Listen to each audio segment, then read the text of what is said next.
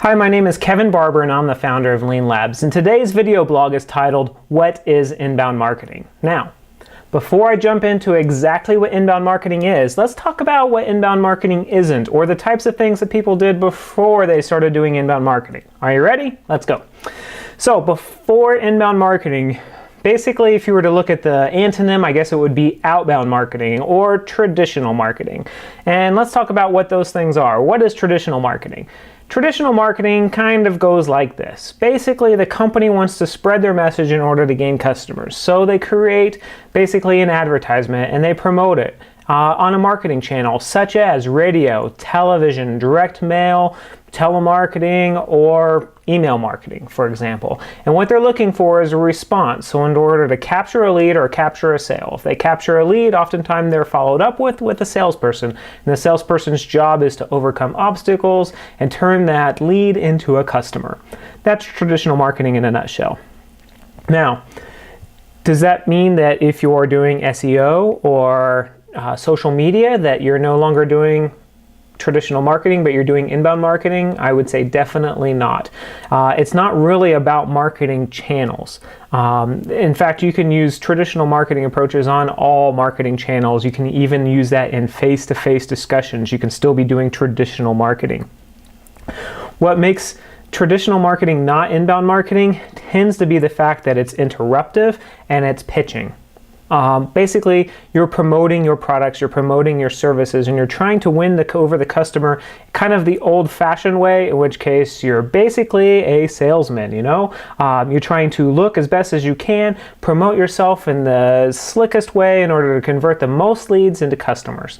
Now, that can work, and it has worked for generations, but here's the thing. Customers today, they're a little bit tired of being pitched. They're a little bit tired of being interrupted. They're feeling busier than ever. So they're really not watching commercials. They're not listening to the radio. They're zooming right past that. They're really not responding to direct mail at all. Telemarketing, that's just a good way for them to not like you one bit.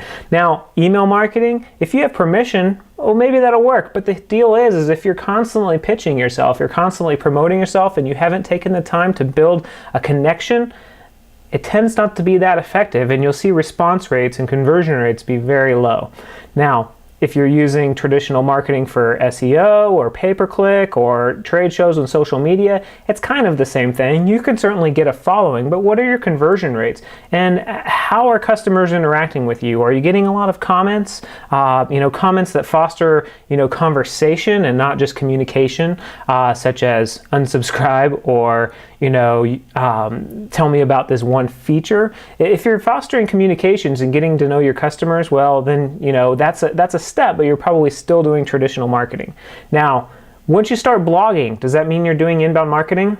Again, I would say no. I would say you're definitely content marketing. So if you're making infographics, if you're doing slide shares, if you're doing YouTube videos, if you're doing social media marketing or SEO with information, then you're definitely doing content marketing, but still it isn't necessarily inbound marketing. And why is that? Well, content marketing can still involve pitching. It can be all pitching. Now, it doesn't mean it necessarily is, but it means it can involve it, right? So content marketing can be information or it can be salesmanship, and it basically, can go both ways. Now, the other thing that content marketing is it can be done in almost any way. There's no certain defined path for content marketing. You could do all infographics, for example, and that could be your content marketing. What inbound marketing does different than content marketing is it basically is a little bit more tactical. It applies tactics to content marketing. The first tactic, as you've probably guessed, is there's a no pitching clause. Basically, customers don't like to be sold anymore. They don't like to have their objections overcome just so they can be asked to make a sale and close the deal. What they really want to be is consulted. They want you to get permission before you're asking them to close. They want you to build a connection before before you're asking them to convert, right? So inbound marketing does that, and it does it by offering them genuinely helpful content. What you do is you put yourself in the shoes of the customer and you ask yourself, if I had that need or I had this goal, what would I look for? And then you create content that's specifically designed to address that. And you're going to trade, advertisement for engagement. Right? You want the customer to go, wow, this is exactly the information I was looking for. And then what inbound marketing does a great job of is it takes that engagement and that awareness of your brand and it converts them into leads by offering them basically the next step in the buying journey. The next step in the buying journey might be an ebook, it might be a white paper, it might be a case study or a webinar or a free trial or an assessment.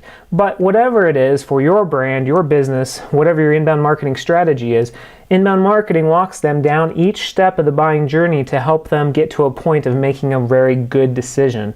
So from awareness, they go into consideration, and now your message changes a little bit. Instead of just attracting them, now you have them and you want to nurture them in order to learn more about your products and their fit and who it's best for. Instead of how it's best for you, but here's the customer that would benefit most from our product or service. Does that make sense? So it's more of a consulting than it is a converting.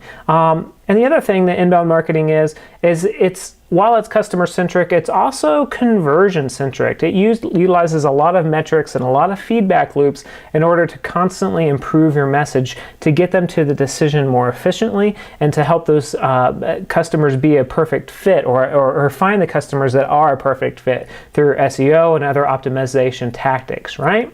So what inbound marketing does is it helps them go from awareness to consideration to decision. It helps customers make a good decision, which is great sales. Great salesmanship is making a good decision. The other thing it does is it doesn't stop right when a customer becomes a customer. It works through the customer to turn that customer into a promoter. So when a customer converts with inbound marketing, you most likely will have a workflow in place to nurture new customers, to help them understand through maybe email nurturing how to get the most from your products, your services, your company. Maybe it helps build a connection and a relationship through social media. Maybe you have a system set up to simply find out how it's working for them, get their feedback to the sign-up process, their feedback to the benefit of their free trial, feedback to how they use a certain feature or who they think would be best for your product or service. And by building that connection and by helping each customer get full benefit of your product and service, you're turning more customers into promoters. And what that does is that helps you start building social proof for your business because your customers are literally out there evangelizing your product and your services on your behalf because you've converted them into full-on promoters. Now, that basically is an overview of inbound marketing. It's no pitching. It's truly helpful, truly informative. It's telling a story exactly like this one. And what it is it's also setting up customers for the next step in the buying journey if they want to know more. So, would you like to know more about inbound marketing? Here's the next step. What you do is at the bottom of this video, there's a link that will take you to an ebook that we've created called Conquering the Inbound Marketing Mountain. And it talks about the key steps that you're going to want to take before you start hiking that mountain, things you're going to want to think about, obstacles you're going to encounter and how to overcome them. Basically the way that companies can get started understanding and preparing for inbound marketing. So grab the free ebook. I hope you enjoy it. Thanks for watching. Lean Labs.